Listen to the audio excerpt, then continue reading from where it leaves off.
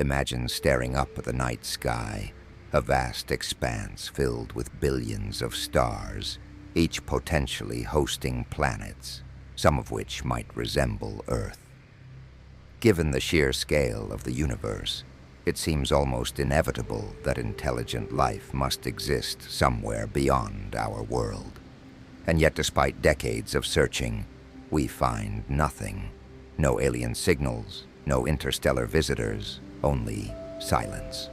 This profound contradiction is known as the Fermi Paradox. The paradox is named after physicist Enrico Fermi, who during a casual lunch conversation in 1950 asked a deceptively simple question: where is everybody? Given the high probability of extraterrestrial civilizations, why haven't we encountered any evidence of them? The question remains one of the greatest thus unsolved mysteries in science.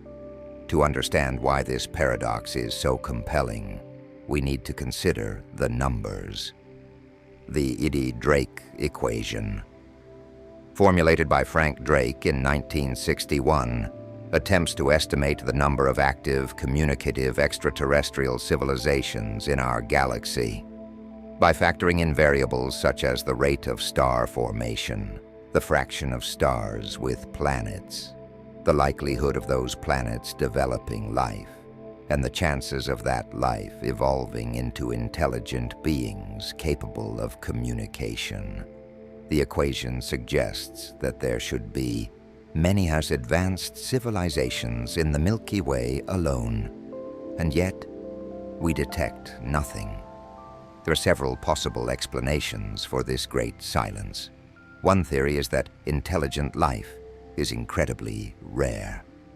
While microbial life may be common, the leap from simple organisms to technologically advanced civilizations might be a nearly impossible feat. This idea, known as the Great Filter, suggests that, at some point in the evolutionary timeline, there's a nearly insurmountable barrier that prevents life from progressing further. The terrifying question is, have we already passed the Great Filter, or is it still ahead of us? If the filter is behind us, perhaps in the form of the incredibly unlikely emergence of intelligent life, then we may be one of the first advanced civilizations. But if the filter lies ahead, then perhaps most civilizations inevitably destroy themselves before reaching interstellar capability. Another possibility is that advanced civilizations are deliberately avoiding us. Some propose that there could be a sort of intergalactic zoo hypothesis, where extraterrestrials observe us from a distance but choose not to make contact, much like scientists observing wildlife without interfering. Alternatively, the dark forest theory, inspired by Liu Cixin's The Three-Body Problem, suggests that the universe is a hostile place where civilizations stay silent out of fear. If advanced beings recognize that other civilizations could pose a threat, they may choose to remain undetectable, lest they attract the attention of a predatory species. Perhaps the answer is more mundane. We might be looking in the wrong way, or not long enough. Human technology has only been capable of detecting extraterrestrial signals for about a century, an infinitesimally short time on the cosmic scale. Civilizations might communicate using methods beyond our current understanding, such as quantum entanglement or signals embedded in dark matter. Or perhaps they exist in a completely different form, post-biological intelligences, vast machine civilizations, or beings so unlike us that we fail to recognize their presence. There's also the unsettling possibility that civilizations arise and vanish too quickly to overlap. If technological societies self-destruct through war, environmental collapse, or uncontrolled artificial intelligence, then the reason for the silence might be that civilizations simply do not last long enough to make contact with one another. Beyond science, the Fermi Paradox forces us to confront deep philosophical and existential questions. If we are truly alone, what does that mean for our role in the universe? Are we the first good intelligent species, the stewards of something precious and rare? Or are we simply one of many, unnoticed and insignificant in a cosmic ocean of advanced beings? If we do find evidence of extraterrestrial intelligence, how would that change our perception of ourselves, our religions, our philosophies, and our future? For now, the Fermi Paradox remains an open question, a mystery that stretches beyond the limits of our knowledge. It is a puzzle that forces us to reconsider not just the possibility of life elsewhere, but our own place in the vast, silent cosmos. Imagine a man who receives a cryptic note warning him to avoid a particular street on a given day. Curious but cautious, he heeds the warning and stays away. Later, he learns that a tragic accident occurred at that exact location. Grateful for the anonymous tip, he goes on with his life. But years later, through a strange twist of fate, he finds himself in possession of the very same note, one that he now realizes he must send to his younger self.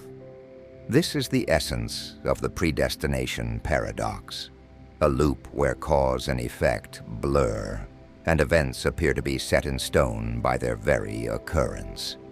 The Predestination Paradox arises in time travel scenarios where an event in the past is caused by actions taken in the future, forming a closed causal loop. It suggests that time is self-consistent and immutable, raising profound questions about free will, determinism, and the nature of time itself. One of the most famous examples of this paradox appears in science fiction.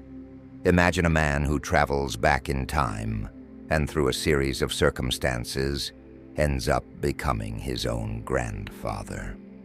Or consider a time traveler who gives Shakespeare a copy of Hamlet, and the young playwright transcribes it, taking credit for the masterpiece. But if Shakespeare never wrote Hamlet in the first place, then where did the play originate? This mind-bending scenario is sometimes called the bootstrap paradox, where information or objects have no clear point of creation. They simply exist within an endless loop. At its core, the Predestination Paradox challenges our fundamental understanding of cause and effect. We tend to think of time as linear, moving from past to present to future. But in a predestination loop, the future causes the past just as much as the past causes the future. This raises unsettling questions. Do time travelers have free will? Can they change anything, or are they simply playing out an inevitable sequence of events? Some interpretations of time travel suggest that reality enforces self-consistency. That is, events will always unfold in a way that preserves the timeline. If someone tries to change history, the universe might subtly intervene to prevent paradoxes. This idea aligns with the Novikov self-consistency principle, which proposes that any action taken by a time traveler was always part of history to begin with, meaning true paradoxes are impossible. But what does this mean for free will? If time travelers are merely acting out a script already written by their future selves, can they ever truly make choices? Or are they bound to a fate they cannot escape? The paradox suggests a deterministic universe where events unfold in a rigid structure that cannot be altered, regardless of intention. Beyond time travel, the Predestination Paradox serves as a philosophical metaphor. Consider the way historical events shape the future. Leaders inspired by past revolutions go on to lead new ones. Scientific discoveries build upon prior knowledge, and ideas travel through time in a way that makes their origins difficult to pinpoint. How much of history is predetermined by the conditions that came before it? Even in our own lives, we might experience a version of this paradox. Imagine you meet someone who gives you crucial advice that changes your life. Years later, you encounter a younger version of that person, and without realizing it, you give them the same advice, completing the cycle. While this isn't literal time travel, it echoes the unsettling circularity of the paradox. Was that wisdom ever truly created, or was it always destined to be passed along? The Predestination Paradox forces us to confront deep questions about causality, choice, and the flow of time. If events are truly predestined, do our choices matter? Are we just passengers on a pre-written timeline, or do we have the power to break free from the loop? And if reality enforces consistency, does that mean we are all playing roles in a cosmic script that we can never truly rewrite? Perhaps the answer lies not in resolving the paradox, but in embracing the mystery. Time, like the paradox itself, may be far more complex than we can comprehend. A vast, interconnected web where past, present, and future are entangled in ways we have yet to fully understand. Imagine a scientist in a laboratory examining a set of black ravens. Every raven she observes reinforces the idea that all ravens are black. But then she glances at a seemingly unrelated object, a green apple. According to a peculiar principle of logic, this apple somehow provides evidence for the claim that all ravens are black. This counterintuitive result is at the heart of the Raven Paradox, a logical conundrum that challenges how we think about scientific reasoning, confirmation, and evidence. The paradox, first proposed by Carl Gustav Hempel in the 1940s, stems from an application of the equivalence principle in logic. According to basic reasoning, the statement, "all ravens are black," is logically equivalent to "everything that is not black is not a raven." This means that if you observe a green apple, a non-black object that is not a raven, you have technically gathered supporting evidence for the original statement. But does this make any sense? At first glance, the paradox seems absurd. How could a green apple tell us anything about ravens? The problem arises because, in classical logic, any observation that does not contradict a universal rule is considered to confirm it. In other words, every piece of non-contradictory data strengthens our belief in a hypothesis. But in practice, scientists would never take such an approach seriously. After all, you could collect an infinite number of objects that aren't black ravens without actually learning anything meaningful about ravens themselves. This paradox exposes a deeper issue in inductive reasoning, the process by which we generalize from specific observations. If we see 1,000 black ravens, we might conclude that all ravens are black. But no matter how many we observe, can we ever truly confirm the rule? Or are we merely accumulating evidence without definitive proof? And does observing things unrelated to ravens, like apples, genuinely contribute to our understanding? Some philosophers argue that the paradox highlights the limitations of confirmation theory. Hempel himself maintained that, in a strict logical sense, the reasoning holds. However, critics point out that real-world scientific reasoning relies not only on logic, but also on relevance and practicality. A single counterexample, A white raven would be far more valuable in testing the hypothesis than millions of black ones.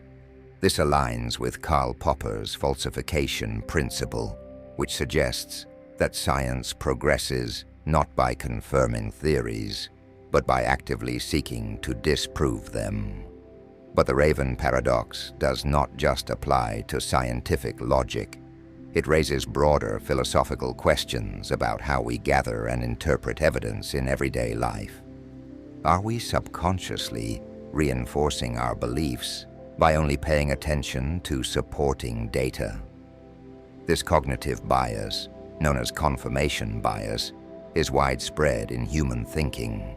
People tend to seek out information that aligns with their existing beliefs and ignore contradictory evidence, much like collecting only black ravens, while disregarding the possibility of a white one. The paradox also forces us to reconsider the very nature of knowledge. If we define truth through accumulated observations, do we risk accepting flawed conclusions? Does evidence have meaning in isolation, or does its significance depend on context? And how can we ensure that our reasoning is grounded not just in logical formality, but in practical reality? Ultimately, the Raven paradox serves as a reminder that logic and intuition do not always align. It reveals the complexities in how we confirm knowledge and challenges us to refine our understanding of evidence. While we may never fully resolve the paradox, grappling with it brings us closer to understanding the intricate dance between reasoning, perception, and truth. Imagine two groups of patients in a hospital. In one group, a new treatment is given, and their recovery rate appears higher. In another group, the treatment isn't administered, and they recover at a lower rate. On the surface, this suggests the treatment works. But when you break the groups down further, by age, gender, or another factor, you suddenly see the opposite. Within every subgroup, those who received the treatment actually fared worse. How is this possible? Welcome to Simpson's Paradox, a strange and counterintuitive phenomenon in statistics that reveals how trends can reverse depending on how data is grouped. First described by Edward H. Simpson in 1951, this paradox occurs when a relationship between two variables appears in several groups but disappears, or even reverses, when the groups are combined. It highlights the hidden influence of confounding variables, unseen factors that skew our interpretation of data. In simple terms, the way data is categorized can dramatically change the conclusion we draw from it. To illustrate, let's consider an example from university admissions. Suppose a university is accused of gender bias because overall, fewer women are accepted compared to men. But upon closer inspection, when admissions are examined by department, it turns out that within each department, women actually have a higher acceptance rate than men. How can both statements be true? The answer lies in the distribution of applications. Perhaps more women applied to highly competitive departments with lower acceptance rates overall, while men applied to less competitive ones. The initial conclusion was misleading because it ignored an important factor. This paradox challenges our intuition about how data should behave. We naturally assume that if something is true for individual groups, it must also be true when those groups are combined. But Simpson's paradox shows that real-world data is often more deceptive. In fields like medicine, economics, and social sciences, failing to account for it can lead to misguided decisions. A medical treatment that seems effective in general might actually be harmful when analyzed by different age groups. A hiring policy that appears fair might in reality, disadvantage a certain demographic when the numbers are broken down. Beyond statistics, Simpson's paradox also has deep philosophical implications about truth and perception. If the same data can tell two conflicting stories, what does it mean to say something is true? It forces us to ask, how do we decide which perspective is the correct one? Is truth something objective, or is it shaped by how we choose to frame information? In many ways, this paradox mirrors the way we interpret the world. Our brains naturally group things together to form patterns, but those patterns can be deceptive. Much like in psychology's cognitive biases, we often fall into the trap of accepting surface-level trends without digging deeper. Are we making decisions based on misleading generalizations? Are we considering the full picture before drawing conclusions? At its core, Simpson's paradox is a stark warning against oversimplification. It reminds us that data doesn't always speak for itself. It must be carefully examined, questioned, and understood in context. As we navigate an era where statistics influence everything from public policy to personal choices, understanding this paradox isn't just an exercise in logic, it's a crucial tool in the pursuit of truth. Imagine you are part of an experiment. A researcher tells you that on Monday, they will put you to sleep and then wake you up. But there's a twist. If a fair coin lands on heads, they will wake you up only once, on Monday. If it lands on tails, they'll wake you up twice, on Monday, and then again on Tuesday. However, in both cases, they erase your memory between awakenings. So when you wake up, you have no recollection of whether it's Monday or Tuesday.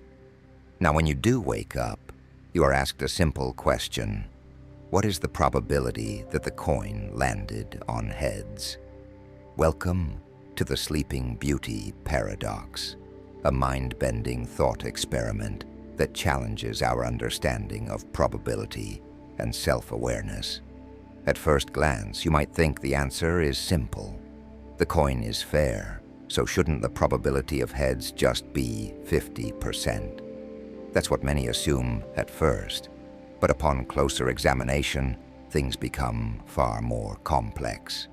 The key issue is that when you wake up, you don't know whether it's your first or second awakening, if the coin landed on tails. This means that from your perspective, you experience the world differently than an outside observer who sees the entire experiment unfold. This paradox was introduced by philosopher Adam Elga in 2000, and it has led to two major competing interpretations: the halfers and the thirders.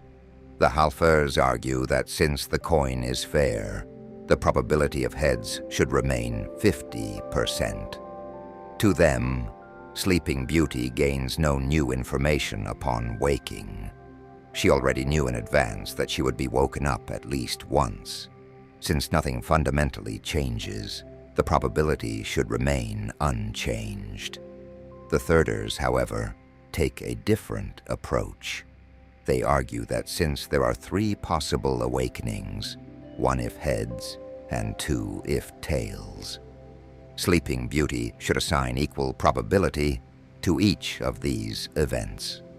Since only one of the three cases corresponds to heads, the probability of heads should be 1/3. This paradox is more than just a quirky probability puzzle. It has deep implications for philosophy, mathematics, and even decision theory. It challenges our notions of what it means to gain information and how we update our beliefs. It also ties into broader debates in probability, such as the difference between classical probability, based on frequencies, and subjective probability, based on belief updating.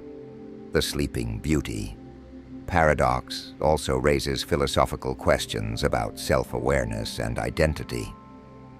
If your memory is erased between awakenings, does each instance of waking up count as a separate experience? What does it mean to be you if you have no recollection of previous events? In many ways, this paradox parallels real-world dilemmas about memory, consciousness, and identity over time. Some have even connected the paradox to cosmology and the nature of existence in discussions about the many worlds interpretation of quantum mechanics. Some argue that we, like Sleeping Beauty, might be living in a reality where our subjective experience differs from an objective observer's view of the universe. At its core, the Sleeping Beauty paradox forces us to rethink probability, identity, and what it means to know something. It challenges our intuition about reality and highlights how fragile our understanding of certainty really is. Whether you side with the halfers or the thirders, one thing is clear. The paradox proves that even the simplest questions can lead us down the deepest philosophical rabbit holes. Imagine you enter a lottery where millions of people each buy a ticket, but only one will win. You know the odds. Your chances of winning are astronomically low. Based on this, it seems rational to believe that you will not win. But here's the problem. If everyone in the lottery follows this same reasoning, then it seems rational to conclude that no one will win, which is clearly false. This is the lottery paradox, a perplexing problem in epistemology that challenges our understanding of rational belief and probability. The paradox was first introduced by philosopher Henry Keiberg in 1961. And it arises from a conflict between three seemingly reasonable principles. 1. High probability justifies belief. If something is highly probable, it is reasonable to believe it. 2. Rational beliefs should be consistent. If you believe something, you should not also believe its opposite. 3. Someone must win.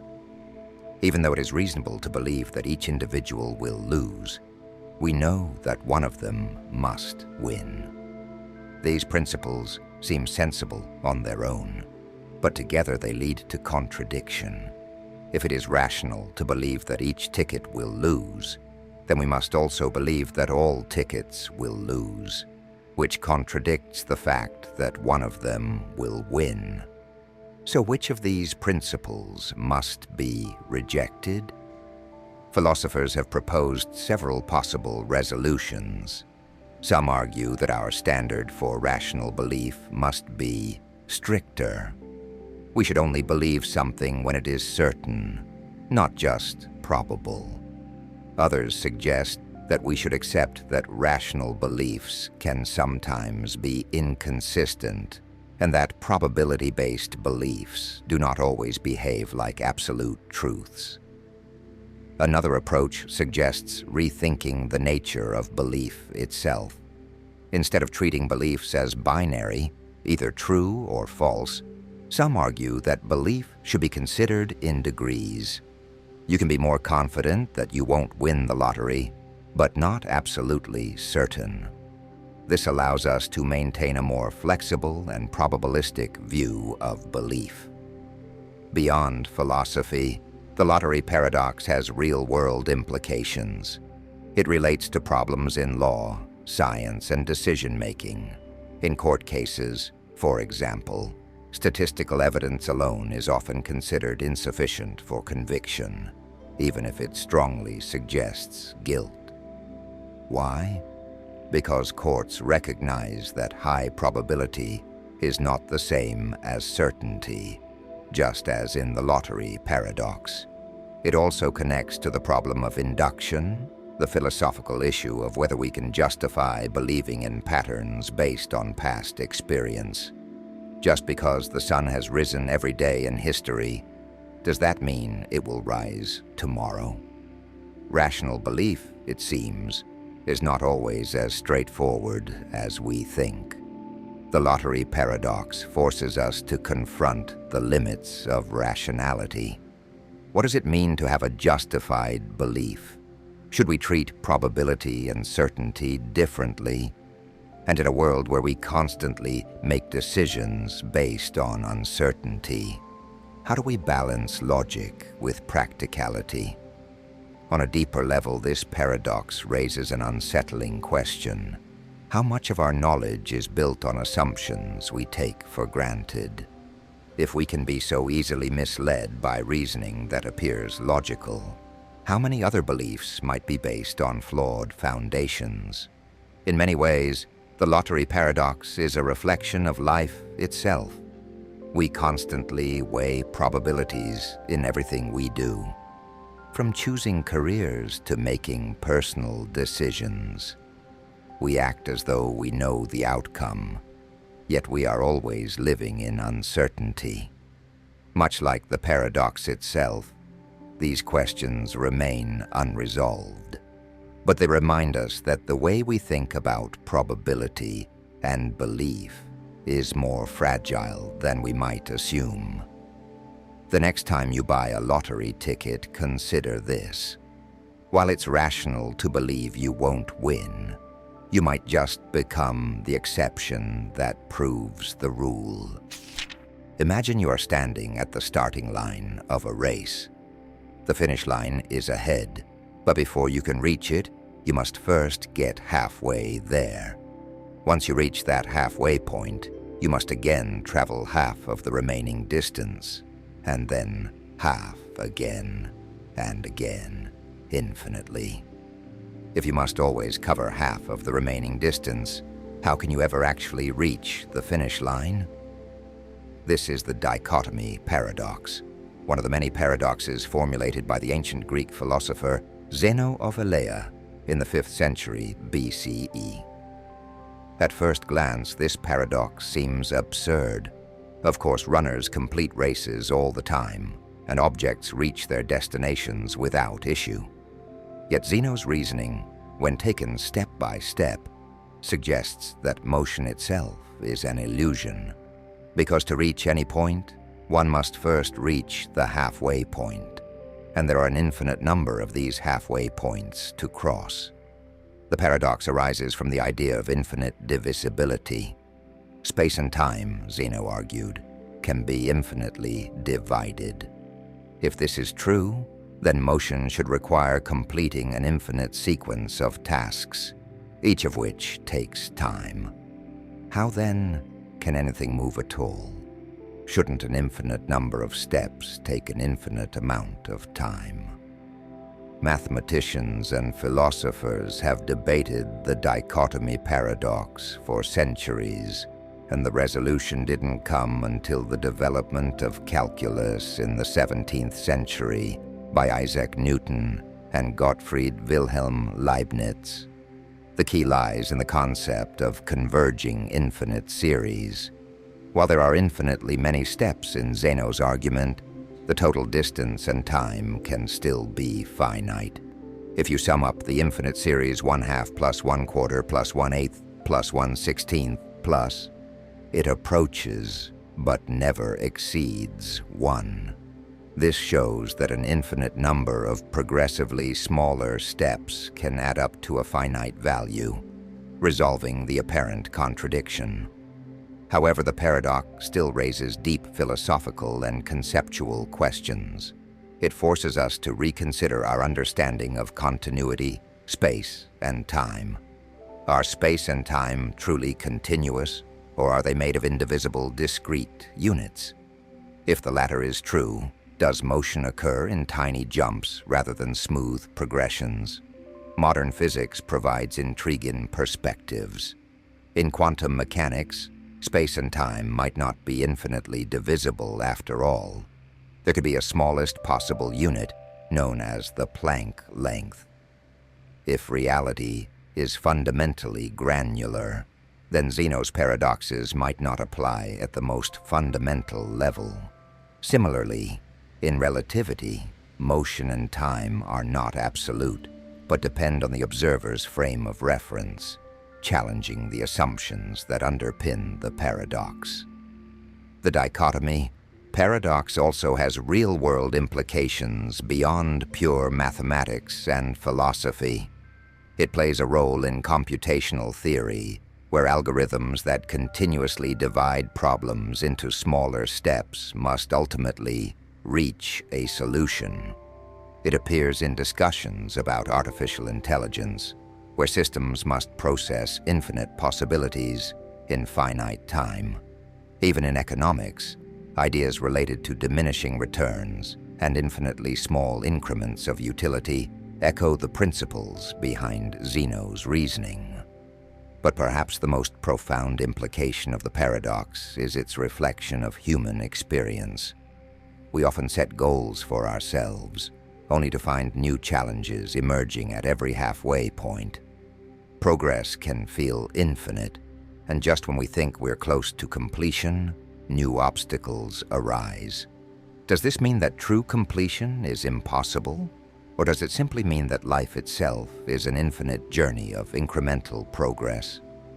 Zeno's dichotomy paradox may have been mathematically resolved, but its deeper philosophical implications continue to resonate.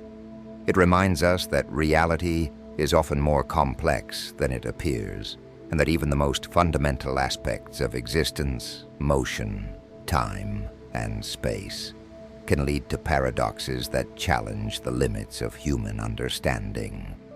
So the next time you take a step forward, consider this. Are you truly moving toward your destination, or are you just crossing an infinite number of halfway points on an endless journey? Imagine you are presented with two boxes. Box A is transparent and contains $1,000. Box B is opaque and could contain either nothing or $1 million. You are given a choice. Take both boxes, or take only Box B. Before you choose, you are told that a highly advanced, almost infallible predictor has already decided what's in Box B based on what it predicted you would do. If it predicted you would take both boxes, it left Box B empty. If it predicted you would take only Box B, it placed $1 million inside. This is Newcomb's paradox, a thought experiment devised by physicist William Newcomb and made famous by philosopher Robert Nozick in the 1960s. At first glance, the decision seems simple. Why not take both boxes? After all, the money inside Box B is already there, or it isn't, regardless of what you do now. But here's where the paradox arises. The predictor has been right in nearly every case before. If you take both boxes, you're likely to find Box B empty. If you take only Box B, history suggests you will find $1 million inside. The paradox creates a clash between two fundamental decision theories, causal decision theory, CDT. This approach argues that your decision cannot retroactively change what's inside Box B. Since the contents are already determined, you should take both boxes to maximize your guaranteed winnings. In the worst case, you walk away with $1,000. In the best case, you get $1,001,000. Evidential decision theory, EDT. This perspective suggests that your choice is evidence of what the predictor has already determined. If almost everyone who takes only Box B gets $1 million, then taking only Box B is the rational decision. This paradox forces us to confront deep questions about free will, determinism, and prediction. If the predictor is truly infallible, then it suggests your future actions are already determined. But if you have free will, shouldn't you be able to defy the prediction? The paradox also relates to ideas in quantum mechanics and physics. Some interpretations of quantum mechanics, like the many worlds interpretation, suggest that both choices exist, in parallel realities. In one reality, you take both boxes and get $1,000. In another, you take only box B and get $1 million. Could it be that your decision collapses reality into one of these outcomes? In real-world applications, versions of Newcomb's paradox appear in AI and game theory. If an advanced AI can predict human behavior with near certainty, how should humans respond? Similar dilemmas arise in economics, where investors' actions are influenced by predictive market trends, potentially creating self-fulfilling prophecies. Even in law enforcement, predictive algorithms attempt to anticipate crime, leading to ethical debates about preemptive action. Beyond its theoretical implications, Newcomb's paradox reflects an everyday dilemma. Do we trust in patterns and predictions, or do we act based on immediate logic? If life itself operates on causality, our choices are just links in a predetermined chain. But if free will exists, then perhaps we can break from prediction and carve our own paths. So if you were standing in front of these two boxes, what would you choose? Would you take both and risk disappointment, or take only one and trust in something greater? Perhaps the real paradox isn't about boxes at all. It's about the nature of choice itself. Imagine a family has two children. You learn that at least one of them is a boy. What is the probability that the other child is also a boy? At first glance, the answer seems obvious. Shouldn't it be 50%? However, as you dig deeper, a paradox emerges. This is the boy or girl paradox, a probability puzzle that challenges our intuitive understanding of randomness and statistics. It comes in different variations, but at its core, it revolves around how information affects probability calculations. To see why this problem is deceptive, let's break it down mathematically. Suppose each child is equally likely to be a boy or a girl, independent of their sibling. That gives us 4 equally likely possibilities for a 2-child family. Older child is a boy, younger child is a boy, BB. Older child is a boy, younger child is a girl, BG. Older child is a girl, younger child is a boy, GB. Older child is a girl, younger child is a girl, GG. Each of these outcomes occurs with a probability of 25%. However, we've been given new information. At least one of the children is a boy. This rules out the GG case, leaving us with 3 remaining possibilities, BB, BG, and GB. Since all of these are equally likely, we count how many of them have a second boy. Only BB fits this condition. Since there are 3 remaining possibilities and only one is BB, the probability of both children being boys is 1/3, or about 33.3%, not 50% as intuition might suggest. But the paradox doesn't stop there. A different phrasing of the problem can completely change the answer. Suppose you meet a father on the street, and he tells you he has 2 children, and one of them is a boy named Jack. What is the probability that the other child is also a boy?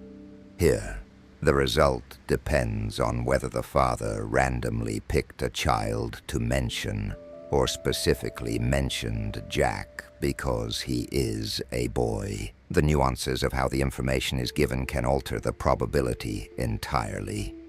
This paradox highlights the importance of conditional probability, how the likelihood of an event changes once new information is introduced. It also connects to real-world applications, such as medical testing, where knowing a test result can dramatically change the probability of having a disease. The same statistical reasoning plays a role in fields like machine learning, economics, and even forensic science. The The boy or girl paradox also raises deeper philosophical questions. Do we truly understand probability, or do our brains default to instinctual but incorrect reasoning? It challenges our perception of certainty, randomness, and how we process incomplete information. At its core, this paradox reminds us that probability is not just about numbers, it's about how information shapes reality. And sometimes, what seems like a simple question can unravel into a mind-bending journey through logic itself. Imagine being trapped in a situation where every possible choice leads to the same unavoidable outcome. A paradox where the very conditions for escape prevent you from ever escaping. This is the essence of Catch-22, a term popularized by Joseph Heller's novel of the same name. But at its core, Catch-22 is more than just a literary device. It's a profound paradox that reflects the absurdity of self-contradictory rules and no-win scenarios in real life. The paradox is simple. Imagine a soldier who wants to be discharged from duty because they believe the war is dangerous. According to military regulations, they can be deemed unfit for combat if they are insane. However, the very act of applying for discharge due to the danger of war proves that they are sane, because only a rational person would fear for their life. Therefore, they must continue fighting. This circular logic ensures that there is no possible escape from the situation. At its heart, Catch-22 exposes a fundamental contradiction in logic, a rule that makes its own fulfillment impossible. It is a paradox where the conditions for a solution prevent the solution from ever occurring. We encounter similar paradoxes in bureaucratic red tape, workplace policies, and legal systems. For example, job seekers are often told that they need experience to get a job, but they can't get experience without first having a job. The requirement cancels itself out, creating an endless loop. Philosophically, Catch-22 raises questions about autonomy, free will, and institutional control. How often do we accept self-contradictory rules simply because they are presented as the norm?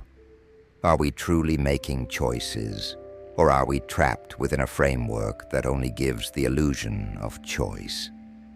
Mathematically, Catch-22 resembles problems in game theory and logic, where certain conditions are impossible to satisfy simultaneously. In economics, paradoxical loops can emerge in supply and demand cycles, where certain actions cancel out their intended effects. In artificial intelligence, similar paradoxes arise in programming loops that prevent a system from ever reaching a resolution. The paradox also has deep psychological implications. The feeling of being trapped in a Catch-22 can lead to frustration, helplessness, and anxiety. It reflects the broader existential question of whether we are truly free or simply following predetermined patterns dictated by larger systems. This paradox applies to society as well. Think about laws that require government-issued identification to access essential services, yet those without an address or identification cannot obtain the very documents they need. The cycle perpetuates itself, making escape from the system nearly impossible for some individuals. Similarly, certain policies claim to help the disadvantaged, but include requirements that exclude the very people they are supposed to assist. Ultimately, Catch-22 is more than just a fictional dilemma. It's a reflection of the paradoxes we encounter in life. It forces us to question how rules are structured and whether we blindly accept contradictions without challenging them. So how often do we find ourselves trapped in our own Catch-22s? And is there ever truly a way out? Imagine a being so powerful that it can do anything, create worlds, destroy galaxies, bend reality at will. But then comes the question, can this being create a stone so heavy that it cannot lift it? If it can, then there is something it cannot do, lift the stone. If it cannot, then there is something it cannot do, create the stone. Either way, the being is not truly omnipotent. This is the essence of the Omnipotence Paradox, a thought experiment that challenges the very nature of unlimited power. At first glance, the paradox seems like little more than a linguistic trick, a clever play on words designed to trip up the idea of an all-powerful entity. But at its core, it exposes deep contradictions in logic, theology, and philosophy. If omnipotence means being able to do anything, then the very existence of a limit, even a self-imposed one, suggests that omnipotence is inherently self-defeating. One response to this paradox is to redefine omnipotence. Some argue that an omnipotent being is not bound by logic and can do the logically impossible. But does this mean that 2 plus 2 could equal 5 in such a reality?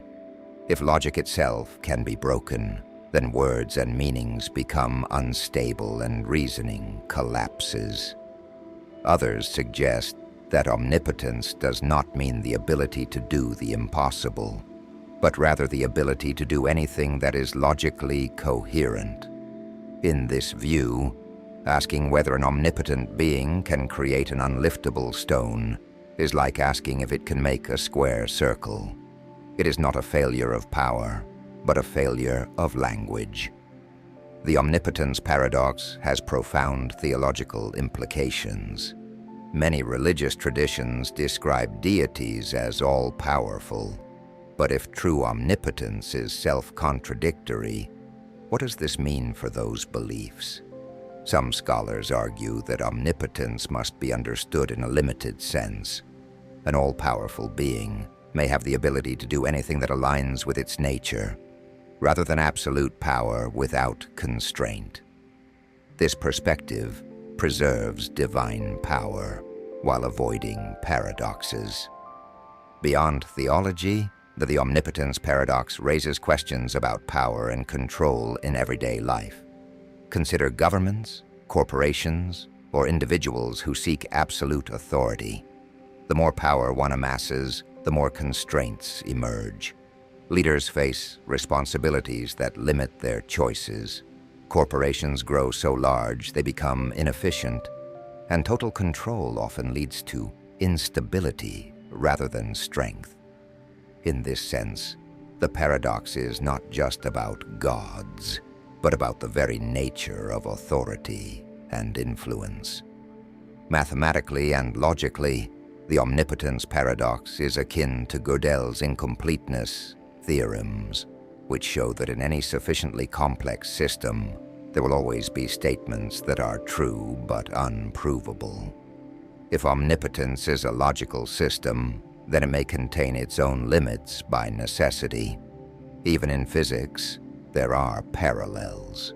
Consider the idea of an unstoppable force meeting an immovable object, another paradoxical clash of absolute conditions.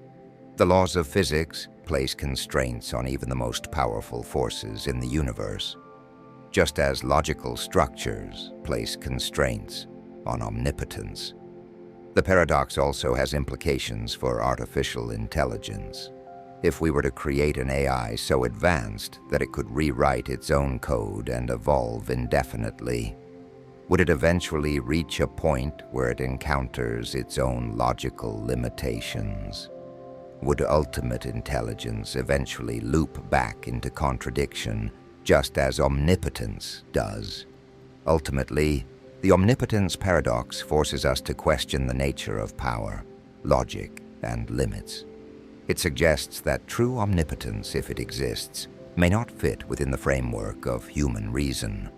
And perhaps in our quest to understand power, whether divine, political, or personal, we must accept that some questions remain paradoxical.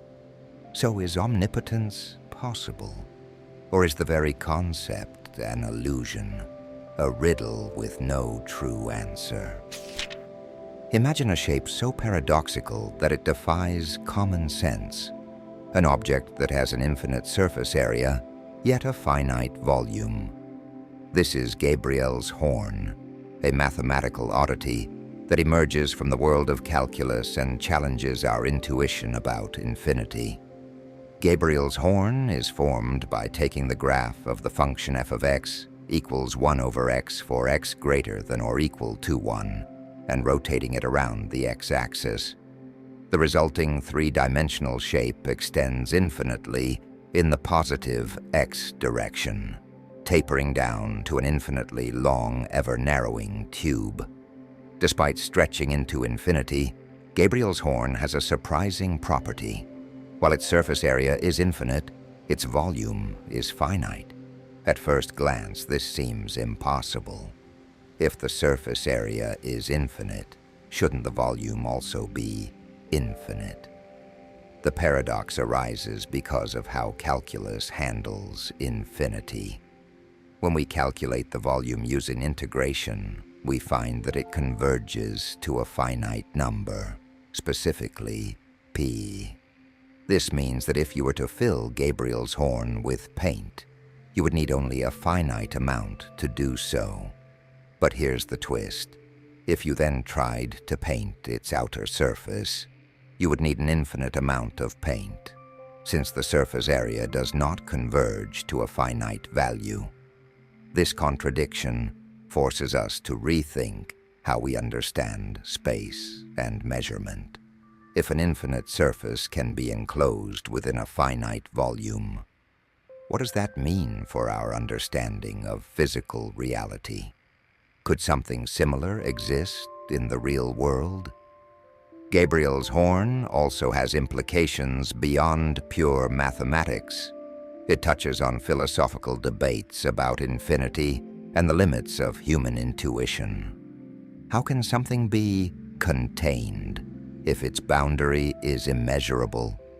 Can we trust our instincts when dealing with infinity, or does mathematics reveal truths that defy our everyday experience? Physicists have drawn parallels between Gabriel's horn and certain problems in quantum mechanics and general relativity, where infinities often appear in equations. Black holes, for example, involve singularities, points of infinite density, where our current understanding of physics breaks down. Could infinite surface area and finite volume have real-world analogs in the fabric of space-time? The paradox also has a humorous side. If Gabriel's horn existed in reality, you could fill it up with a small amount of paint, but you could never completely cover it. Imagine a sculptor trying to make one, pouring in paint and watching it fill up completely, only to find that painting the outside would take an eternity. Even in everyday life, we encounter echoes of Gabriel's horn in situations where our expectations of scale and proportion break down. Consider fractals, geometric patterns that exhibit infinite complexity within finite boundaries. The coastline paradox, which reveals how measuring a shoreline's length depends on the scale of measurement, also shares similarities with Gabriel's horn. Both expose the strange ways that infinity manifests in mathematical structures. But beyond the mathematics, Gabriel's horn presents a deeper question. How do we reconcile the finite with the infinite? If something as fundamental as volume and surface area can behave in such a counterintuitive way, what other aspects of reality might be equally deceptive? Our perception of the universe is shaped by limitations of our senses, of our cognition, and of the tools we use to measure it. If a simple equation can produce an object that challenges our very understanding of space, then perhaps our reality is more intricate than we can ever truly comprehend. Ultimately, Gabriel's horn is a testament to the beauty and strangeness of mathematics.